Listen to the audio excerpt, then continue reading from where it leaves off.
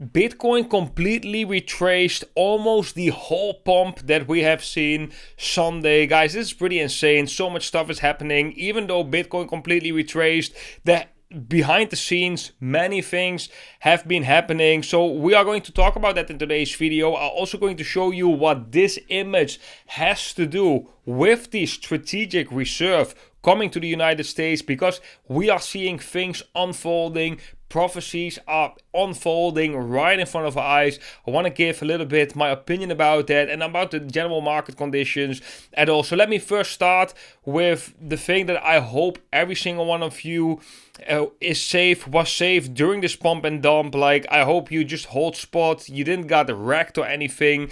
Very, very, very sad. What happened right here is just completely crazy, and I think this situation is even more crazy than what we have seen with the meme token being launched by Trump. Because when that meme token came, I already had the feeling like this is not a good sign, because we need the president of the United States. We need people, leaders, to lead by example. And when a leader is going to launch a meme token and then rug pull it on all the investors, this is just a liquidity grab. And that's exactly what happened with this pump and dump over the weekend. Because, and this is the crazy part, guys, the conspiracy part from this price action is that right before that big pump happened in the price of Bitcoin, there was a 50x leverage long being opened on Hyperliquid exchange. And a 50x leverage, guys, means that your liquidation price is super close to your entry. So this is a very high risk trade. So generally speaking, why would you take such a high risk trade, right? In these market conditions with such volatility, it is very, very risky. But that trade got opened right before that tweet. And, you know, the price went a little bit down and then the prices went up. I think the trade made like 7 million in profit just with that pump. Took profits, closed the trade. That was actually a sign that we might going to go lower.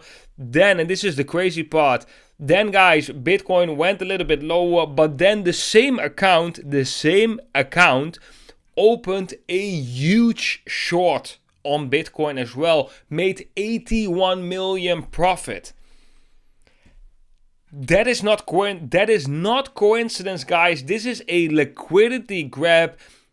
What's happening in the markets, and this is the same that happened with the Bybit hack. That's what I'm saying. Like when the Bybit got hacked as well, the morals in the markets are gone. The big players in the markets, they try to grab everything that they can. They try to grab everything that they can, and they do it in broad daylight. Everyone can see it.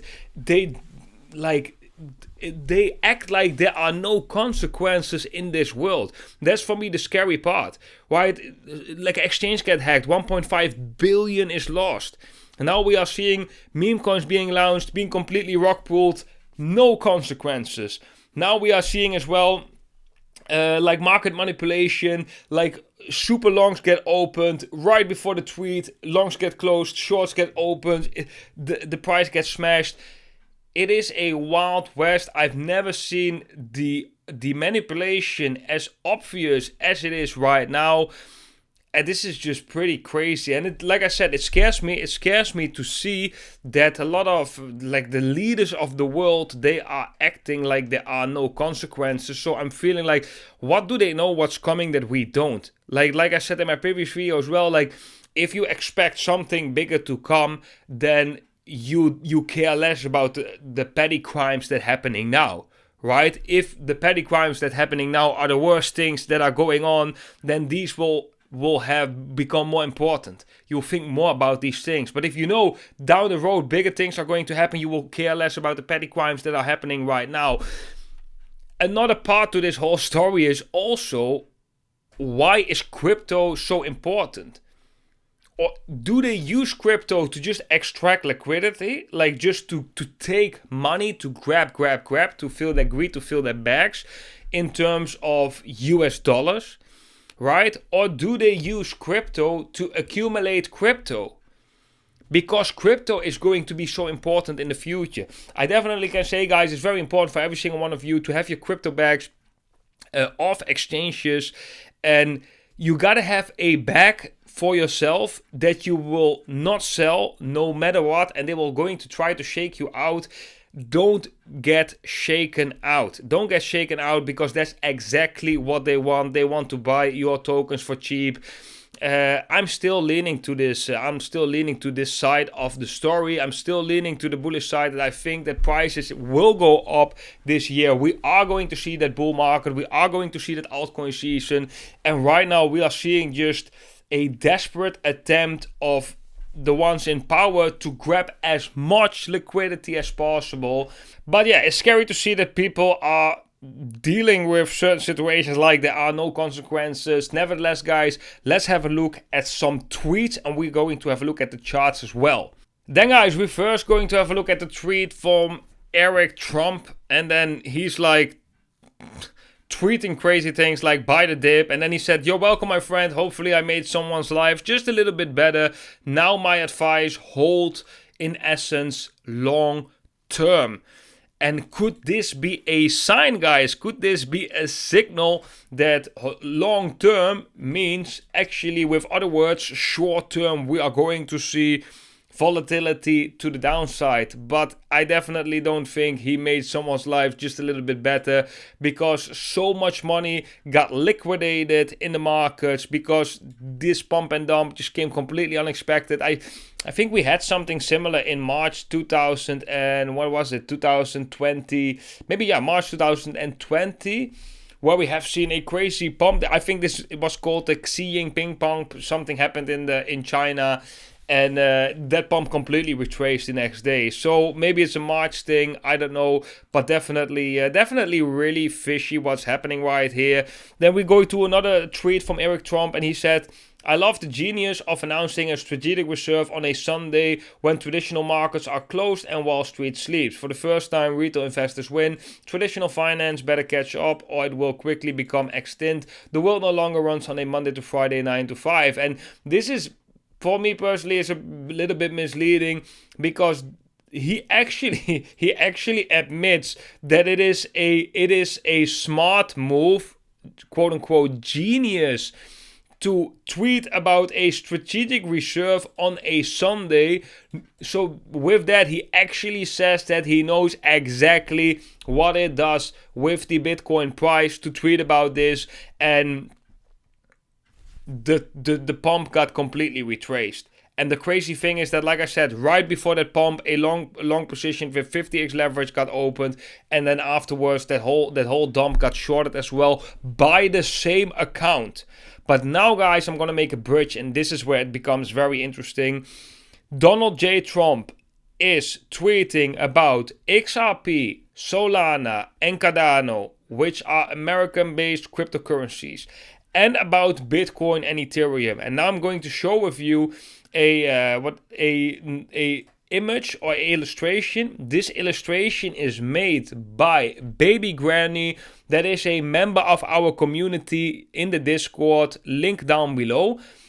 She actually made a illustration about what Brandon Biggs has said about crypto. And this is the interesting thing, because Brandon Biggs talks about 5 pillars, right? And the 5 pillars are Bitcoin, Ethereum, XRP, Cardano, and Solana. And the crazy thing is that that's exactly what Donald J. Trump tweet about: XRP, Solana, Cardano, Bitcoin, and Ethereum. And yeah, so Stella is of course leaning there as well, Doge there as well. It can be coincidence that Trump is tweeting about this, because these are basically the 5 biggest cryptocurrencies out there, except Binance Token is also in the top list. He didn't mention Binance Token because Binance Token has probably nothing to do with the United States. It's more in the direction of China. This is of course a little bit speculation, but he doesn't maybe have... He made already maybe some deals with... with XRP, Solana, and Cardano. Maybe that's also why he mentioned Ethereum and Bitcoin later. But it definitely smells kind of like an exit liquidity pump. Tweet about these things. Everything pumps. The big guys are offloading. And it completely retraces. But yeah, set up for a digital society to support the beast system. We all heard about the mark of the beast. These have a function and purpose. Ethereum, Bitcoin, XRP, Solana, and Cardano. It looks like they are going to become, they are already right now, but they are going to become very big players, and they are going to be, they're going to have an important role in the strategic reserve. And the interesting thing that I think about this is that this has already been predicted by Brandon Biggs. He's been talking about that. The same guy who actually has been predicting that Trump will get like shot in his ear. So this is really, I don't even have words for it. It's really crazy how accurate his predictions so far turn out to be. Guys, we cannot ignore this. We can definitely not ignore this.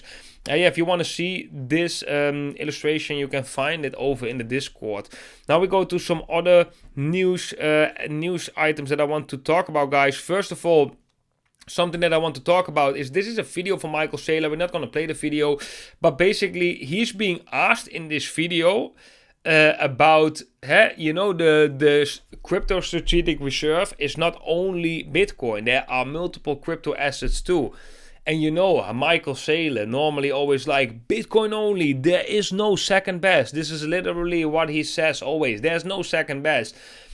And now when he's asked about what do you think about that the crypto strategic reserve will be multiple cryptos, he's like, yeah, we maybe need multiple cryptos, one for this purpose, one for that purpose, one for that purpose. And I'm completely like, what is he saying? What is he saying? Because he completely changed his opinion. So either he has a personality disorder that he just flips his opinion, or it works in his favor because he knows what's going to come. And I think it's the last part. He knows what's going to come.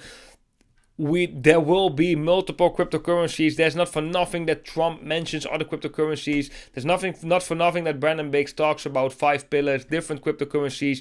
It will not be, even though we all initially wanted that it will not be a one cryptocurrency, for now at least, a one cryptocurrency only. There will be multiple cryptocurrencies out there.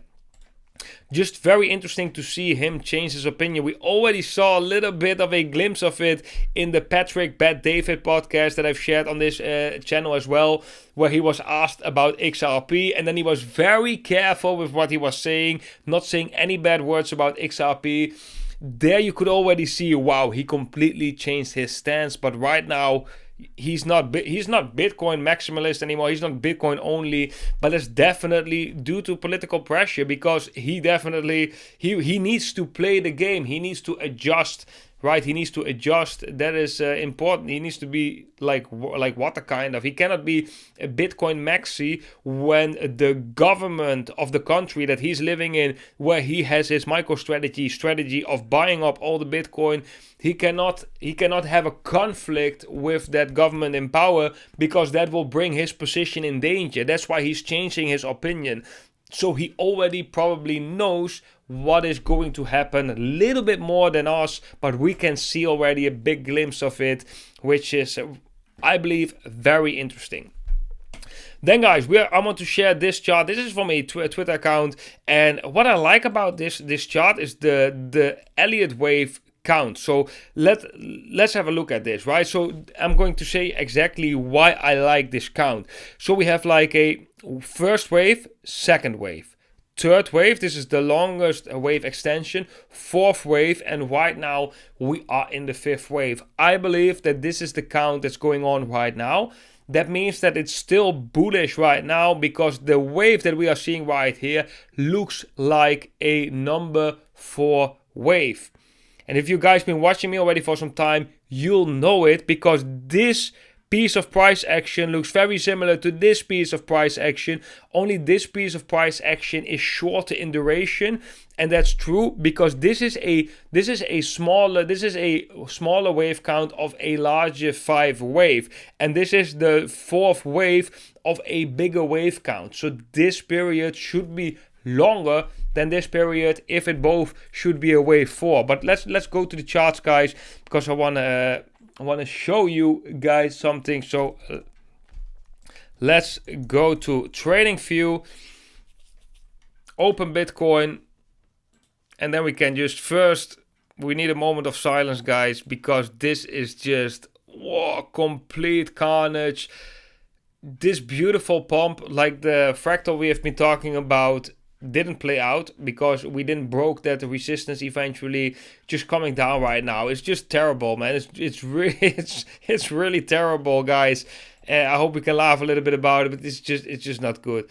It's just really not good. Let's have a look at some other metrics. So the EMA ribbon, we broke above the EMA ribbon. We couldn't hold it as support. Also a big warning signal. So what's next? Well, let's go to the daily time frame, guys, and talk about the 60-day cycle. Did the 60-day cycle low occur? Well, we got a confirmation, a break and close above the 10-day moving average, but we didn't hold it. So now it's not definitely that clear, like, yes, we have a line in the sand. We did form the 60-day cycle low. This has already happened and we can just go up from now. That is not confirmed because we didn't manage to hold above the 10-day moving average. However, I still think this is a line in the sand because this was a huge capitulation event.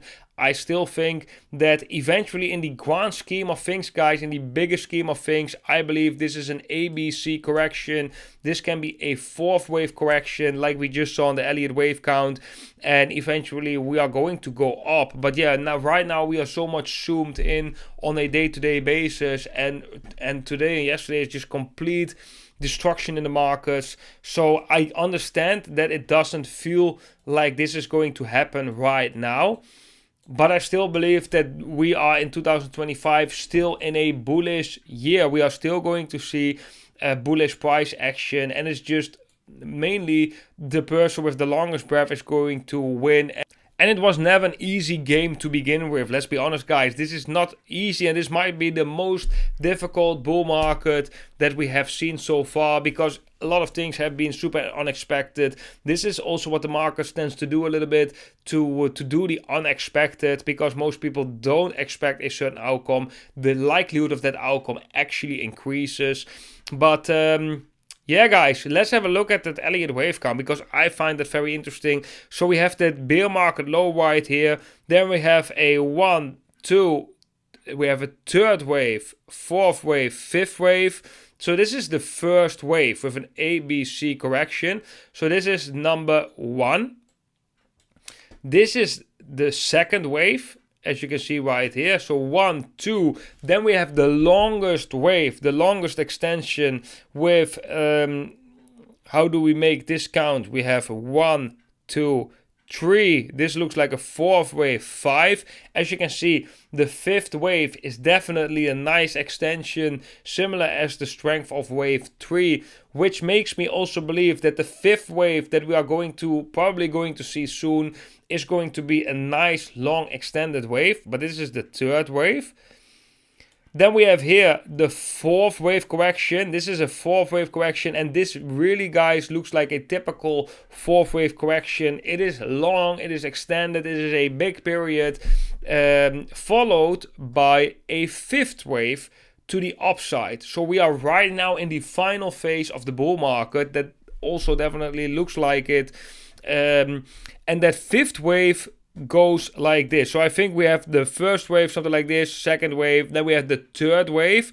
This is the fourth wave, and the fourth wave will be followed by a fifth wave, which will be an extension or like a similar size of the third wave, as you can see right here, which could bring the price of Bitcoin to maybe 140, 150,000 US dollars approximately. And once that happens, here we are at that fifth wave, then we are going to roll over, and then this is the moment where a lot of altcoins are going to outperform. So whenever this is going to happen, I think somewhere this year, I was actually hoping earlier this year, but yeah, you know how quick Bitcoin can move. Things can happen rather quickly. But this is the general structure I believe is happening, and how this is going to unfold exactly, I don't know. But like I said, there's still some hopes for the bulls left. But the price action that we have seen in the past couple of days is just very disappointing, to say the least. And yeah, I understand that many people are capitulating, but apparently, and this is just the pain of the markets, apparently we haven't reached that point where really the true capitulation has been taken place, right? And sometimes they talk about price capitulation to go to a certain price level, but we also have a time capitulation. Sometimes the market needs a certain time for people to capitulate, and from them we can then go up. But I'm still going to lean to eventually more upside, and like I said, I'm going to have this opinion until, and this is going to be a little bit sketchy, of course, but I'm going to have this opinion until we are going to see this one really breaking out the stablecoin dominance. If this stablecoin dominance really breaks out to the upside, which it looks like it's trying to do right now, once this is confirmed, I definitely going to be more bearish on crypto in general, and then we might need a very longer time to correct. But so far, I just don't want to capitulate when we are seeing all these events happening, right? I still believe that we haven't topped this bull market, and I got a couple of reasons for that. First of all, based on time, I still think that there's time left. There's definitely time left in this year to get more potential upside, but also maybe one of the most important things is that there hasn't been really a blow off top. There hasn't been a blow off top event where we have seen extreme euphoria in the markets, president launching meme tokens and stuff like that. That is definitely a big warning sign, and maybe that's also the reason why we need to cool down, because the market was really overheated. But we haven't seen a blow off top in the price. And we also haven't seen an altcoin season, and every bull market in the past has been ending with an altcoin season. So Bitcoin going to an extreme, to a certain climax, to a blow off top event, so for example right here or right here, really to look at this really to an extreme. Right now we're more climbing the ladder. So we have some rallies, consolidation, rally, consolidation, rally, consolidation, rally, consolidation. Right now a big correction. But this is more like a ladder that is being climbed instead of previous bull markets where we have we have here also rally consolidation, dump, and then once we go in the parabolic phase, it's just going, really heating, getting to an extreme, then get a correction, and in that correction, lots of liquidity is flowing to altcoins. And like I said, we haven't seen that right now. So like I said, I'm still leaning to this scenario. Therefore, sometimes it's just difficult to imagine things right now when everything is going down. It's really hard to imagine that there can be times that things are all going up again, and maybe going up for an extended period of time, really seeing these green candles again, because we're just not seeing them right now. But I'm still going to lean to this scenario right here. I'm still going to lean to an altcoin season, but it might be a little bit delayed. And some narratives that I want to share with you that are coming for March is: we have a Litecoin ETF update coming probably between now and the end of the week. The SEC has to make some comments on the Litecoin ETF. So definitely, and this is definitely still a token that I'm holding. I still believe that Litecoin can be an exception to other cryptos, that Litecoin can make a rally, because this market is really hype based right now, right? So we are seeing some tokens just taking off while all the others do nothing, right? There's some just popping off, and I think Litecoin has a big chance to pop off as a next token when, for example, an ETF will be approved, right? And that might even be, it's unlikely it's going to happen, but it might even be this week. Because this week the SEC has to make some comments, has to approve, deny, or postpone the ETF filing from Litecoin.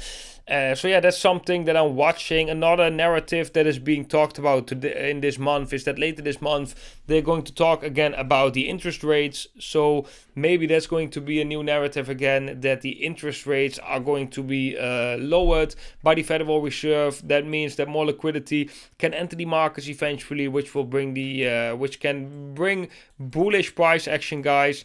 For the 60-day cycle low, I still think we could have formed the 60-day cycle low right here, and that right now we're just correcting. We had a pump, we're just correcting, and then we can just continue to go up. we have to see how this will unfold. But like I said, I'm still going to lean to this scenario that I'm describing right here. Yeah, guys, that's basically what I'm expecting with the markets right now. Be careful when you are using leverage to trade, because these market conditions are completely volatile and they can bring a lot of opportunity, but it can also work against you when you're on the wrong side of the coin. Guys, that was it for today's video update. I hope you enjoyed it. Drop the thumbs up, subscribe if you haven't. Wish you all a beautiful day. I hope to see every single one of you in the next video. Bye bye.